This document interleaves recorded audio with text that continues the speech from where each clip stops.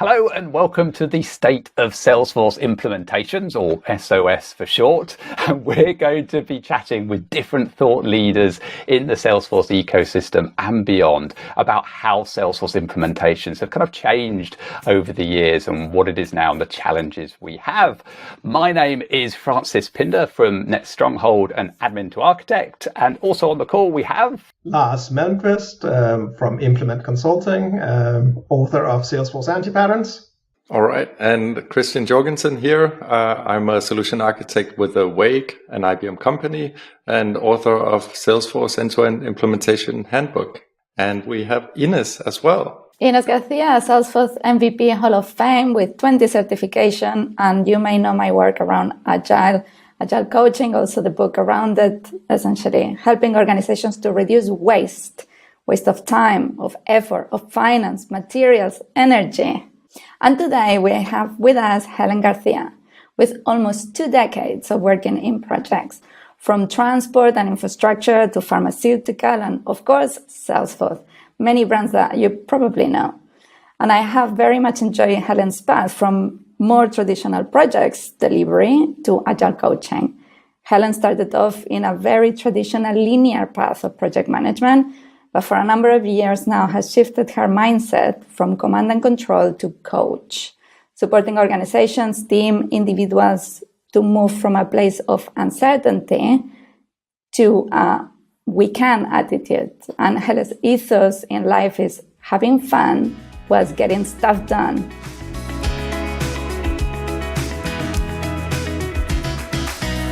So today we have with us Helen Garcia with almost 2 decades of working in projects from transport and infrastructure to pharmaceutical and, of course, Salesforce. Many brands that you probably know. And I have enjoyed very much seeing Helen's path from more traditional projects of way to deliver to Agile coaching. And Helen started off in the very traditional linear path of project management. For a number of years now, has shifted her mindset from command and control to coach, supporting organizations, teams, individuals to move from a place from uncertainty to we can attitude. So Helen's ethos in life is having fun, was getting stuff done. All right, that's a tiny intro, really. Helen, tell us a bit more about you and what you do every day. Yeah, great. Thanks, Ines. Thanks, guys. So just as Ines was saying, I basically started my working life as a project manager. It must have been probably 15, 16, 17, something years ago. And it was pretty stressful. It was very painful. We probably can all relate to this moment where your project manager comes in sort of with the whip asking, where the heck are you? I was known as the bulldog. To my face as well as behind my back. Good time. So that was great. So I realised after about 10 years of doing that, that actually there must be a better way of life. I mean, just in general, let alone going to work. And I found that, imposing so much stress on other people and creating this stress on myself as well it wasn't fun. So thanks to Ines, actually, as she started to move into this more agile world, looking at Scrum and all of that sort of stuff, I thought, gosh, she looks like she's having quite a lot of fun and she enjoys her job and she doesn't have to come home all stressed. So that was really good. But however, it did sort of emerge quite a few conversations around what's right and what's wrong. And I might talk about that a little bit later. But I then started to move into this way where actually, if you have fun at work, you enjoy yourself and you aren't, command control telling the experts what to do, because quite frankly, it doesn't really make sense. Then it works so much better and it's enjoyable. So, that's pretty much where I am now. So I did, all my courses, which, Horses for Courses, which are great. But actually the experience really comes within working with people who are actually doing the work, because I don't know where our listeners or you guys have experienced, you get a new Scrum Master in, they come in, copy paste the Scrum framework, and it often I don't think works very well and causes a lot of disruption. And we are about disruption, but disruption in a helpful way, not in an unhelpful way. So, that's pretty much where I am now. Bit of a long introduction, but yeah. Yeah, disruption, but for abundance, right? For re-energizing. That's the one that we like. Exactly. So talking about energy, just thought that obviously I have a bit of an insider knowledge that you are not just Agile professional or certified coach, but also on a way to a diploma about coaching. You're also an electrician, right? So I will be interested to find out if you see any connections. That's my pun. Connections with the content at hand about electrician and Agile coaching. Yeah, I mean, I try and keep the fact that I'm an electrician on the lowdown, just because you know what the neighbours are like. They'll come round asking for free work. But yeah, no, I am a qualified level 1 electrician. And, you know, I always like to find, I'll go with the connections plan again, between the stuff that you do in your day-to-day life as, you know, Helen, normal person. Helen is still a normal person in work, by the way. The stuff that I do as an Agile coach. And also this idea of an electrician. I always wanted to do sort of find out more about electrical sort of work, because I do find it interesting that, you know, you have to pay people loads and loads and loads of money to, you know, put a new light switch in. And I think, what's the point? So I started to, I did that course. And actually, as I was doing it, I was thinking, wow, this is so relevant to Agile coaching and actually systems thinking and the way that we work.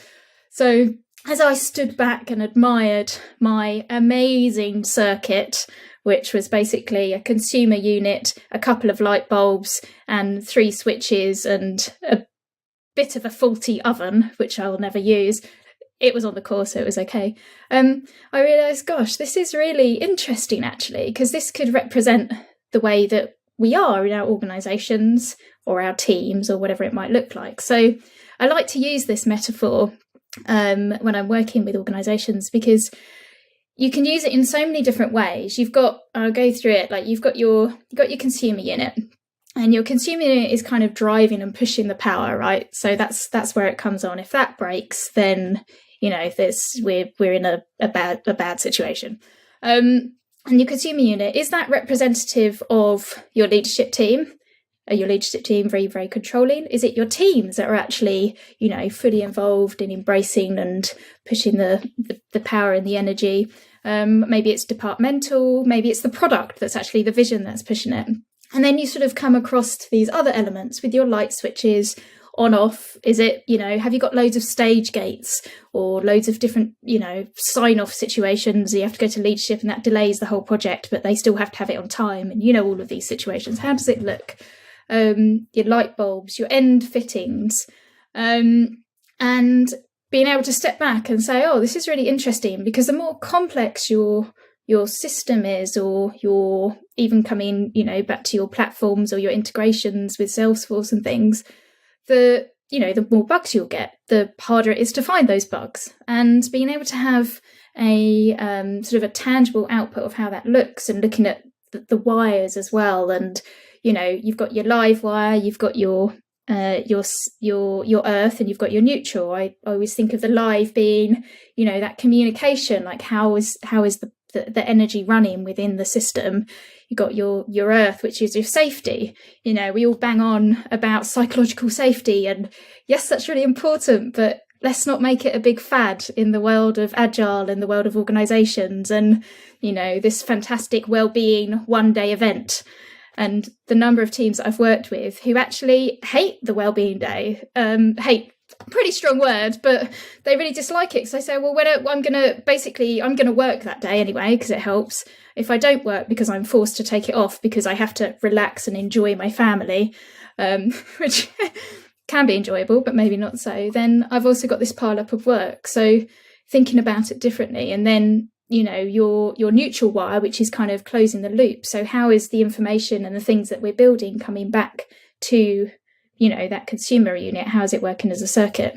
And I find it quite interesting when sitting on customer calls where there's occasions, and I'm certainly like that. When I remember I was doing, you know, actually it happens to me now, where we've got all our development team and they're really technical, and that's great, and people need to understand it. But you've also got people like me that, you know, when I was a project manager, I was in construction, I was on the railway with, you know, tangible things. It was quite difficult to understand like the nitty-gritty of this kind of what felt like a bit of a virtual environment. So, you know, just doing that level 1, whatever, 3-month electrician course really helped me understand that. And I think it really helps other people try to understand that a bit more about the interconnections, whether that's, you know, the system as the organization, or, you know, the platform and the you know, Salesforce tools that you're using or integrations there, or in fact, you know, how stress levels are being managed. It can really sort of represent lots of things. So cool. So I've got a question. So what I find is, like with agile projects, is you've kind of got this friction between like the kind of longer running kind of architectural plan that's going through, and, you know, this slow moving piece of work, but then your agile team's got to kind of comply with it or submit requests to it, and it's all a bit slow moving. But agility, we want to keep going and deliver lots and quickly. How do you kind of achieve good outcomes when you've got these kind of this friction happening with teams maybe not doing agile in your organization, but you're trying to do it? How do you kind of scale, I suppose, from there? Well, we always talk about the first thing about scaling is not scaling, because the foundations need to kind of be in place first. But ultimately people do. So we need to get with the program, right? That's, if you're going to do it, let's try and help people move in a direction that's helpful for them. And Francis, I think it was really interesting. You said, you know, what kind of makes good outcomes? And one thing that I try and move sort of away from is this idea of having good and bad outcomes. Are they good and bad, or are there helpful outcomes that can help us progress, and are there unhelpful outcomes? Because I think when we start to think about good and bad, it's like right and wrong, and it's very regimented and ruled, and it closes that idea of experimentation. So I suppose that's one way that I try to think about it, and try and help others think about it as well. And also sort of thinking about, you know, you're talking about architecture and this ability and the requests that come in, you get delays because you need somebody to approve them and all of those things. It's very unagile, isn't it? Like you say, the idea is to move quickly. But if we look at agile itself and agility, it's about responding to change, and it's about being flexible to change. And that doesn't mean halfway through your planned sprint or whatever framework you're using or adapting that you change immediately, but it's about taking on board that understanding and using it in the future. So I was actually listening to a talk yesterday or the day before by Sherry Salas, and she talks about this idea of if you put one force against each other, so if you've got friction or resilient or conflict, let's say, or anything like that, and you're pushing against each other, and so you've got your organization and the leadership who really want to be agile, because everything will be faster, which is a massive misconception. And then you've got your teams who are actually plugging away, doing the best that they can do, and having a whole change of process is actually a bit of a pain and unhelpful. So by looking at it differently and saying, well, actually, what are the really helpful practices that we've got within the team? And the team, you know, you talk to them, they talk about, actually, you know, we've got great reviews, like we meet each other, we do peer reviews, all of that sort of stuff, and that's really helpful. And the reason we do it is to understand that we're building good or helpful architecture or whatever it might be. And taking that and then say, well, what actually do you feel as a team is not aiding you and not supporting you? And maybe that is, you know, the leadership stops us from progressing in our next sprint because of this. And then it's about sort of focusing on those areas and alleviating that friction that might occur. So it's a more helpful path forward, and you're sort of clearing the path. You're not de-weeding completely, because if we just take out all the things that aren't helpful, then you're at risk of picking a weed that actually maybe, you know, you could eat. You know, you've got, I'm just thinking, sorry, of my metaphors and things, but, you could pick out things that are actually nurturing the ground. For another team that there's an end, it follows on too, that you don't realise or something. Yeah, exactly. Sorry, I was just going to say as well, it's like I remember in one project that I did last year, there was a particular field within Salesforce, and everybody was like, oh, no, there's this field, nobody knows where it comes from. There was no diagrams, no nothing. It literally was this unicorn field. And people were like, well, should we just remove it? Because nobody knows what it's about. Everybody's like, yeah, might as well. We've had a look because it doesn't touch anything, so let's just get rid of it. And it was like the most frightening thing ever, because we were just talking about removing this field that nobody really knew what it was about. And later down the line, when we started to look into it, there was all this history behind the unicorn field. But you wouldn't do that to a platform, would you? Or your infrastructure, just remove something because you thought it wasn't helpful. You would actually look into it and understand a bit more. And I think we should do the same with the interactions within our teams and our systems as well. We're people after all, treat each other with kindness and respect. So, yeah. Yeah, I think that's really interesting, that last bit. And when you talked about in the beginning around this well-being day, that's famous either per sprint or per program increment. God forbid someone is using that setup, right? It got me thinking about technical debt, right? So if we think of well-being as a thing that piles up, if we don't do something about it, do you think there is a comparison can be approached in the same way? Oh, I love that. Yeah, absolutely. And actually, I think that's a really good way of thinking about it. Because, if we just had one day to fix all the bugs or fix all the issues that we have in the system, is that realistic? I don't know anybody who would say yes. But yet, for a very complex system, we expect that to work. Very efficient. Yeah. Oh, maybe we should work together, Francis. My world will be open with your efficiency. But that's really interesting. And actually, I think it's a really good, argument or point to bring across to organizations that do just want this one day kind of quick fix.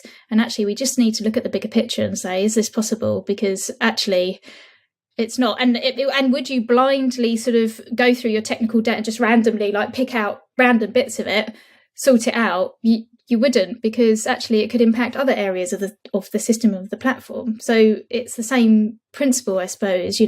We'll have a well-being day to reduce stress. Well, what about if we have stress in our personal life that we're trying to avoid? Yeah. How do you do that? Because I find that, especially bringing up tech debt, for example, where you've got this product owner that is very much interested in getting kind of business change out the door, I suppose, and actually doesn't want to even think about tech debt, yet the people on the team do. How do you kind of manage that kind of friction of needing to push change out in a true agile or in an agile way, and essentially give the power to the team, essentially, where that friction with the product manager domineering what needs to be done, and kind of goes into the scope of actually controlling tech debt as well, or not, as the case may be. I think more often than not, it's the understanding of what it is. So if someone's resistant, and if taking your example of the tech debt and the product owner, if they're resistant to that, do they really understand what the outcomes are, or what the future impacts are of that? Because I witness quite a lot of conversations where people are just like, oh, we just need to fix it, we just need to get it done, let's just get it off the backlog and things. And I know it sounds very simple, but that's the kind of conversations you have. And then so if a product owner is listening to that and being like, well, okay, we just got to get it done, but actually I've also got to get this stuff done, and being able to have a bit more interest in the work and the why behind it, just as you would with the product of why the heck are we doing this? So we're not just doing it for fun, just so that we can get it off the backlog. We're doing it because it will bring value, and start to look at, what are the success factors of getting rid of it, getting rid of it, working through it, and not just the success factors of the product, but for the team as well, because it will have value everywhere. But I think all too often we kind of look at it as a card, the old ticket on the old Jira board, and that doesn't mean anything to anybody. It's like having your, this cleaning list. I've got to do the bathroom, then the living room. Like, if I just have that and I don't know the value behind it, then why would I bother doing it? So how do you link that value to that work? Sorry, yeah. How do you measure value? I suppose in Agile. How do you measure value in Agile? How do you measure value in Agile? Well, that's a interesting question. So I think you can do it in several different kinds of ways. So one could be around, I guess, maybe the obvious one of users, the value of what it brings to them. So potentially looking at your value stream, looking at, I suppose, the impact that it has with, between different departments, and how much, this particular piece will reduce the amount of manual work they do. I don't know, something like that. You could also look at this idea that I came across only the other day around, it's called black swan farming, and they look at the cost of delay. It's very similar to value stream in a sense of cost of delay I sort of know about, but I didn't really understand. I didn't know that it had this black swan farming associated to it. But how, if we're delaying this, if we're not doing this and it's hanging around our backlog for a really long period of time, how much does that quantify? So it's very money related, and I think all too often we do relate it to the value of what's our return of investment. And return of investment, I don't think, from my perspective, is just about money. It could be about lots of different, employee well-being, measuring the value for your team. When I come into teams, sometimes, people are super efficient and you kind of don't really understand why you're there, and you observe and you tweak and whatever. It's about enhancing things as well as, trying to support the journey. But one question could be around, have you had would you regard this as a good day? How many good days at work do you have? Like, because if your team is having bad days at work, that's also a way of measuring. Oh, sorry, my watch is going off. Put that across. But measuring through, how productive maybe your day is. There was some research done recently around if someone has a good day, they regard that as a productive day. So if you're having teams being productive, usually productivity is related also to reduction of stress, because if you're very stressed, it's very difficult to try and manage your day, and it's very hard to get your thoughts together. So if you've got a good day, that could mean that you've had a productive day, which could also mean that you're not as stressed as work. So can you measure the value with that as well? And like you say, Agile, agility, I like to think about, not just Agile, because Agile gets so confused with a methodology, which it isn't. It's like, implementing Scrum as a framework, that makes us Agile. And actually, I think we should try and get rid of this word Agile and actually think about how, as organizations, teams, individuals, that we can be, more flexible to change and resistant and grow back and be stronger and thrive over just plowing through, just ticking the boxes, because that brings no value. I think I've slightly digressed from your question, but it all interconnects. No, it's all good. Yeah, makes sense. Yeah. Okay, so I've got another question. Yeah, no, that's great. So what do you see are kind of like the potential roadblocks and barriers to embracing agility within a team and adopting that kind of way of the mindset, I suppose? So barriers that I suppose, the barriers that I come across quite frequently is, and probably the most prominent one is around teams sort of having this feeling of feeling a bit lost without someone telling them how to do something or what to do. because we're so used to, you know, people asking us to do something, and whether that's just at work or at home, you know, you're generally asked and told how to do something. And the risk that I've certainly experienced and through my growth is if you suddenly just say, oh, by the way, guys, don't worry, you're self-managing now. Isn't that amazing? You can take away, people can feel lost, and you would feel lost if you suddenly took someone's map away because they weren't being told where to go.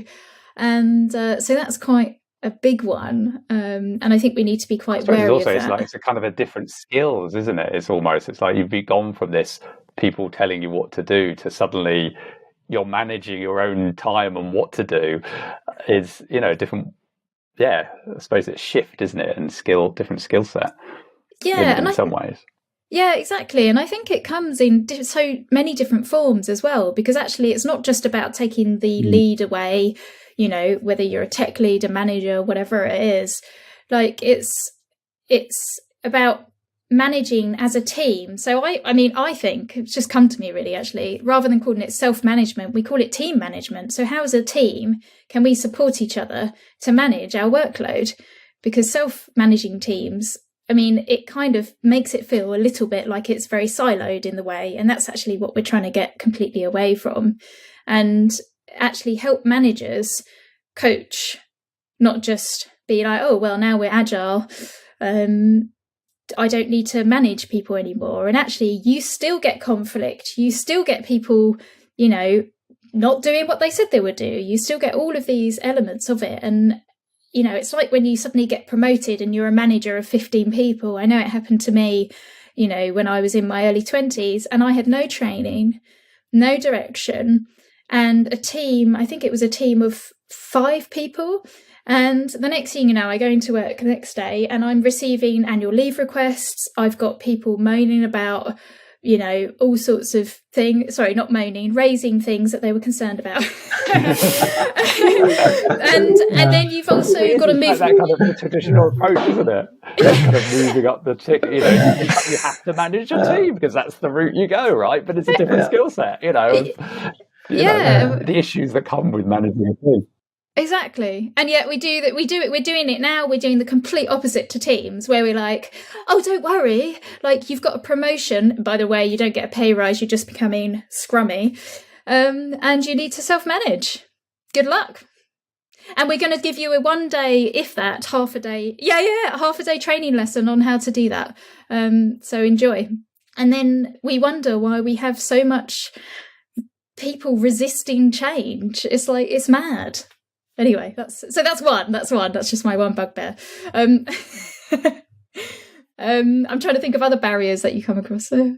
Yeah, maybe I can just ask a question in there. So, with this self-management or team management, how do you still make sure what you're working on is in line with the overall business strategy, right? So that you don't have this disjointed feature factory or build trap and that sort of thing. How do you make sure you're both serving the users and end customers and the overall business strategy of the organization?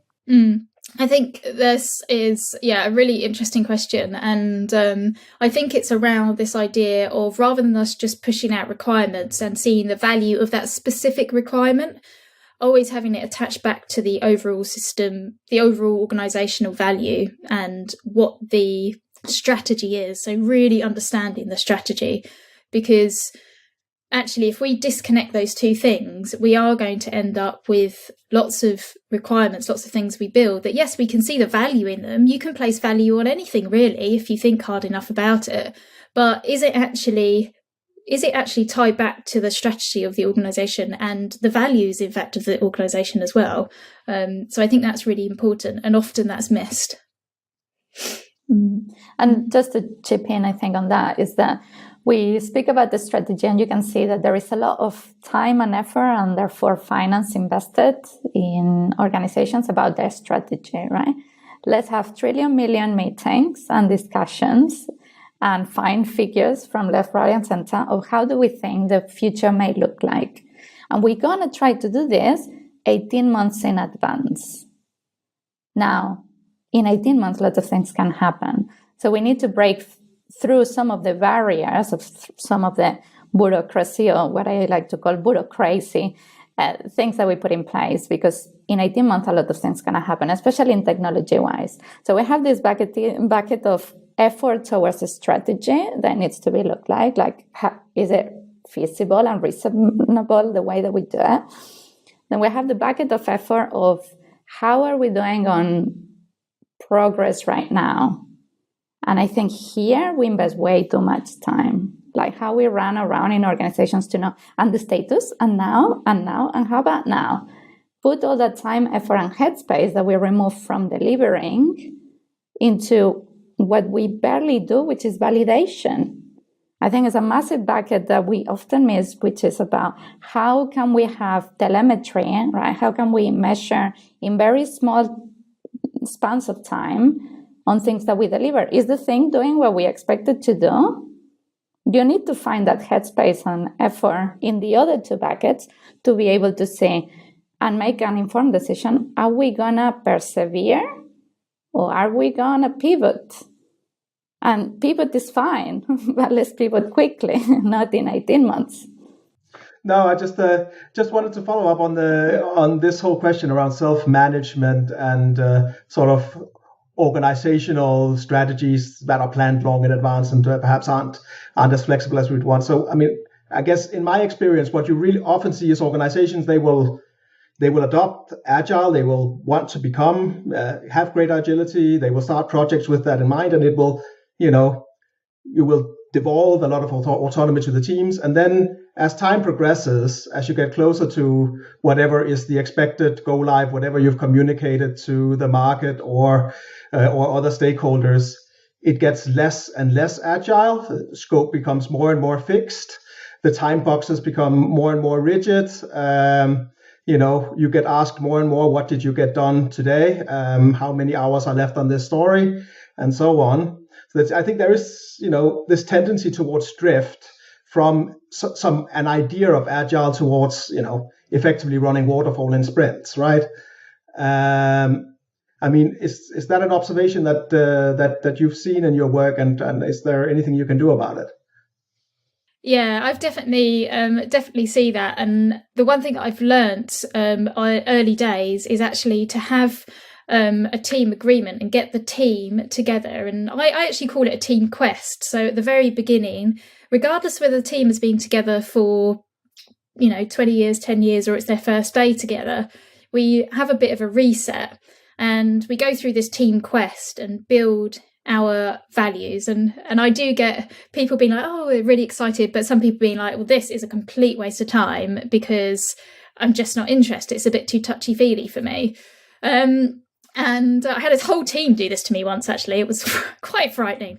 But we persevered. And I said, look, what are the benefits of this? It's not because I want to have, a cuddle and pat each other on the back and praise each other and work out what our lovely fluffy values are.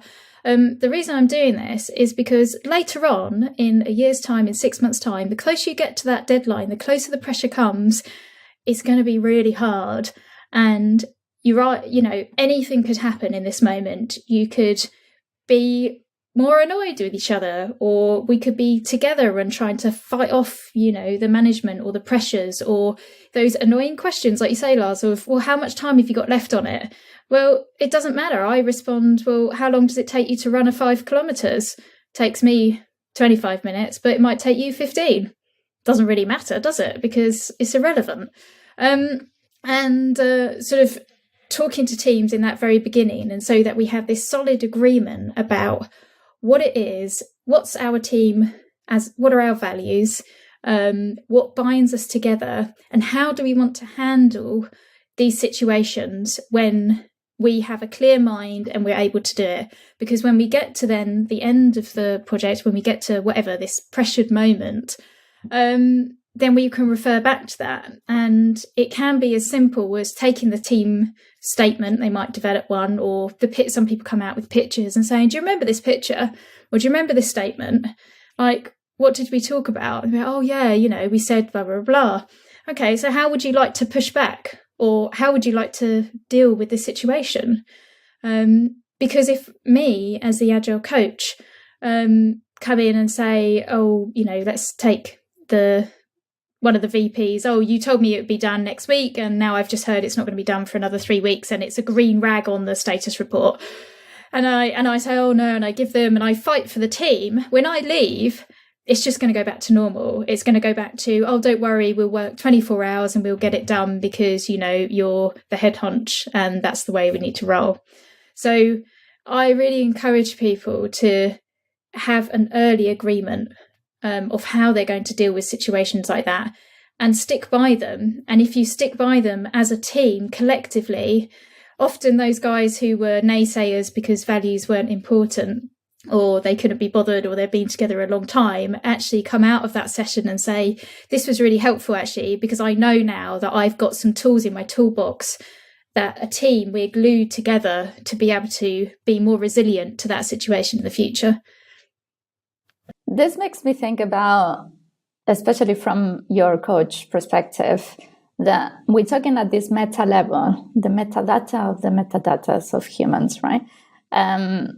Of the humans involved, because I just feel like anything that we do is about solving or trying to solve communication issues. That's between humans and applications, between applications themselves, and what else happens. So when you look at your recent work, any sort of words of wisdom that you want to share with us, things that you see, things to be aware of at that meta level? Yeah, definitely. So since I've been doing sort of focusing a bit more on this coaching area on a one-to-one basis, there's been so many tools that have really enlightened me about communication. And like you say, communication can often be, a bit of a bug in the system, let's call it. So observation and stuff to be aware of then, I suppose, is I call it hearing the unheard or seeing the unseen. And it's really simple, really. We often, unbeknown to us, place rules on ourselves, and we place rules on ourselves through sort of language. So some of the language that you might hear from either team member, anybody actually in the organisation, they come in, and let's take, Lars, your example of, we're getting near the deadline. How many hours have you got left? You must get it done. Or you said, you need to get it done. That would probably be a better example. And as people start to place rules, you hear things like need, want, must, should. As a team, we should get this done because that's part of our goal, our sprint goal. Well, we could get it done, and it would be really great and quite helpful if we got it done. But if we start talking to each other and being like, you must get it done, you should get it done, it's almost I get a different feeling within myself, and it feels a lot more stress-inducing. Whereas if we can use language that's a bit more enhancing around, yes, we could get this done. Yes, we said as a team that we'd agree to do this. It's a bit lighter, and it brings a bit of a lighter kind of energizing form of communication with one another. And it sounds like a really small change, but if you start to think about the language that you use, and it's very interesting because you become very aware of the words that you're using when you're speaking to each other. And I know when I've spoken to some, people say so often, oh, I really should have gone shopping today. God, I told myself I should have done that.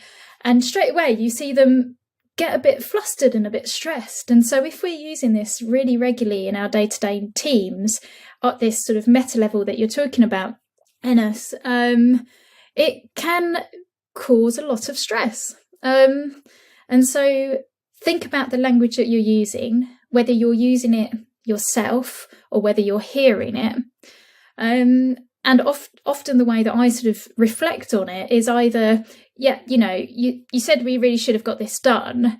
Is there another way we can think about that? We could have got this done. It would have been really helpful if we did. But what's the impact of us not getting it done? And perhaps it's we end up doing it next sprint. Yes, less than ideal, but okay, we end up doing next thing. What have we learned about that? Oh, we've learned that we took too much in. So you start to frame it slightly differently. I suppose the other thing is around listening. I haven't done a lot of that in this session, but listening is very important within teams. And I've worked with a few product owners, a few sort of exec level guys as well, because they just talk and talk and talk. And then they wonder why the team is so quiet in planning sessions or in other meetings, or in, if you're still doing stage gates and doing all these things, on your journey, they wonder why people don't speak up. Well, maybe it's because you're talking all the time. And it seems like a surprise.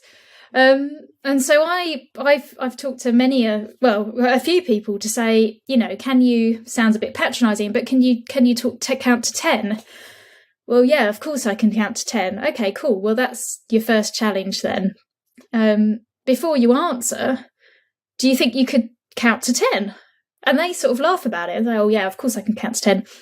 Lo and behold, so at the next meeting we're out together, which at the time was quite frequent, they would say, okay, yeah, so, oh, Helen, or Skype me or Slack me afterwards. Sorry, I'm not in the 80s.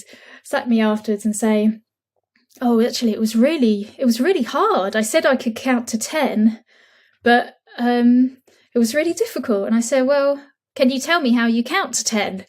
1, 2, 3, 4, 5, 6, 7, 8, 9, 10. Yeah, that's a very quick. And then getting them to count to 20. And can you count to 20? We all agree that we all will get. And it sounds ridiculous, but stuff like that. And then the other thing that will come in after that was, when I was counting 20, I realised I got a Slack message, so I just blah, blah, blah, blah, I did that and whatever. And then okay, so what is listening? Is listening just being there with your face on the camera, or is it actually listening to what someone is really saying and absorbing it and not preparing your answer? Because I remember actually yesterday or the day before, I listened to something about roadmaps, and often we think of a roadmap as being one road, when actually, when we have roads, think of Spaghetti Junction, I think it's in Birmingham, isn't it? Something like that. Roads are all over the place. There's roads coming off roads. And actually, why do we have roadmaps that are just one road? Why don't we have, various options? And if we listen to people and listen to solutions, then we know we have lots of different options. But all too often we solutionize, and it's like the first thing we do because we have a solution. Because when you're brought up, or when you're learning, you're taught to bring solutions rather than bring problems. And I'm not encouraging us to bring problems. What I'm encouraging is looking at the cause, looking at the problem, and then display a number of solutions. Remember, they're not good or bad solutions. Some are more helpful than others, and thinking about it a bit differently. And there's lots of, is that where kind of like experimentation kind of comes in? Because I think I always find organizations are kind of resistant to actually just experimenting with things to see if things work, but also just don't measure it anyway. So they're not used to that measuring. So it's quite a strange thing for them to get into doing. Yeah, and exactly. Well, wanted to build on that. So, do you see, Helen, that this bit around experimentation works also at the macro level, like a system landscape and these sort of things, or is it within, let's say, a smaller feature domain?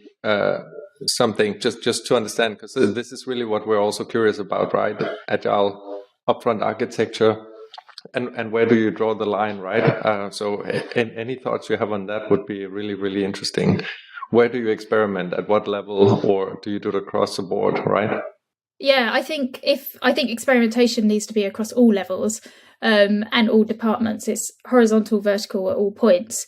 Because if you're asking a team to experiment, but you're not willing as being in leadership to experiment yourself, then how accepting will you really be of the experiment, encouraging of it will you be? And experiments are simply just trying different things. I think we almost over-egg it within this agile environment. And I do often hear myself say an experiment, and I say, I'm not going to use that word anymore because it annoys me, because we're just, you're just saying it for the sake of saying it. So how about, we try different things.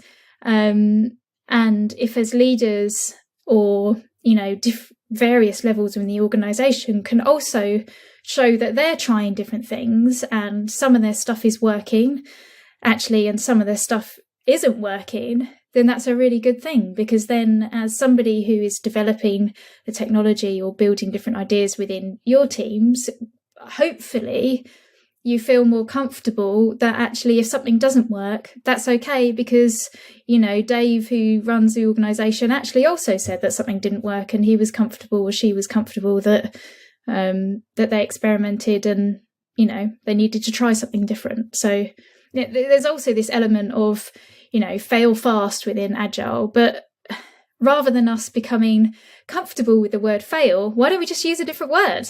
Like I don't know why this obsession with certain words. Learn, yeah, exactly. Wiggle, yeah. But it sounds silly, but I often use this do we have any wiggle room here, or whatever it might be. Yeah. Roadmap, one road, maybe are the trails to the peak? Can I follow a little bit up, because we've had a few questions that highlight that sometimes there is a tension between sort of agile self-managing teams and what we as architects like to do in terms of long-term planning of the architecture, and also managing technical debt and things. And I guess my specific question is, we've talked about some of those, but what about the role of things like technical standards, best practices, frameworks, things like that I, as an architect, I think those are great because they help teams avoid technical debt, and it's a good way of managing the architecture without being too prescriptive. On the other hand, I can see that there is a tension with the autonomy of the team, and this ability to experiment with everything. Is that a tension that you've experienced, or how would you manage that?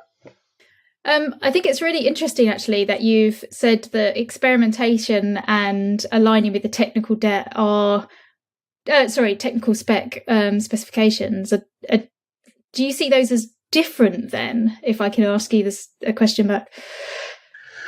No, but I mean, I might as an architect say all teams should use framework X, right? You might want to use framework Y because you think it's a better fit for your particular team, right?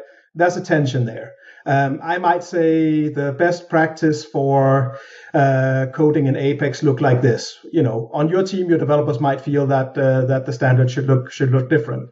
There's a potential tension there. And I mean, I guess from a technical governance point of view, we would consider it a potential source of technical debt if there are lots of different frameworks being used, if there's a lot of different standards being used in the code and stuff like that.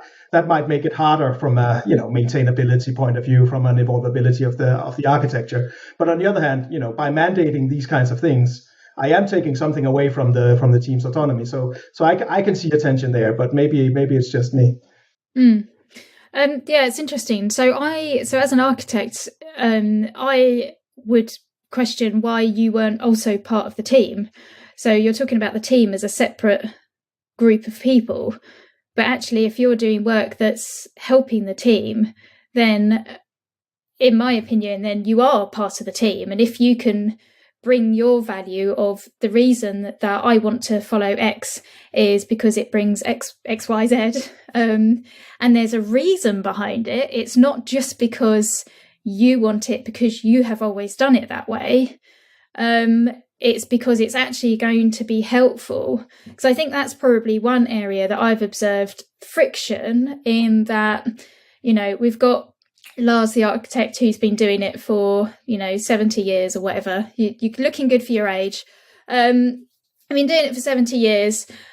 This is the way I like to do it. I just like to do it this way. And therefore, team, you're going to do it this way. Well, if I was a team, I was like, oh, that's really interesting. You've been doing it for 70 years. That's all really good. But the world has developed and we're doing different things. Can we make a suggestion that we do it this way? And you say, well, no, just plain no, and there's no explanation around it. Then I would, you're a very awkward person to work with, obviously. But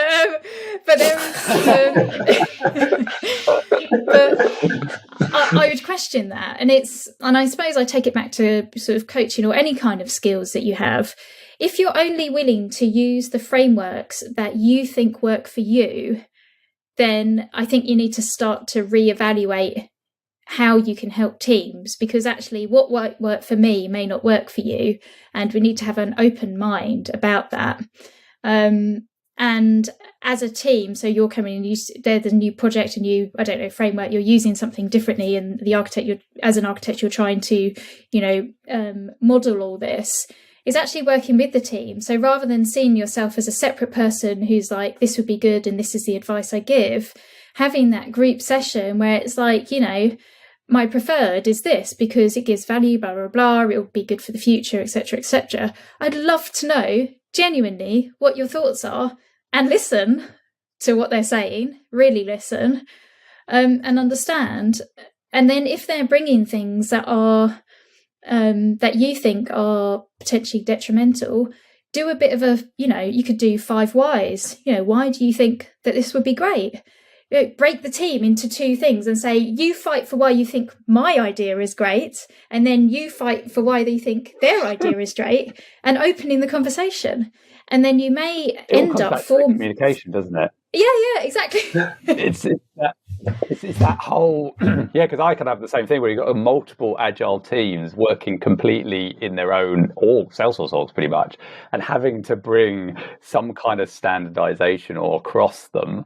But it comes back to that communication, listening and asking, isn't it, really, of involving them all to say, hey, this is what we want to standardize on, or what are your thoughts, and including them in that decision process. But also that could innovate other things. Actually it was completely wrong solution or wrong thing because I'm stuck in this 1970s mindset of what I think is best, which might have been 10 years ago, but not anymore. Yeah, I think we just, and quite right, it might have been, and it might still be, and that's okay. Yeah, I think it's a very nice sort of wrap up time of the conversations. Also looking at the time and that we need to do the Q&A and everything else. Helen, thank you so much for taking the time. I mean, we could do many more sessions on the subject, I think. Yeah, thanks. It's been really interesting. Thank you so much for having me.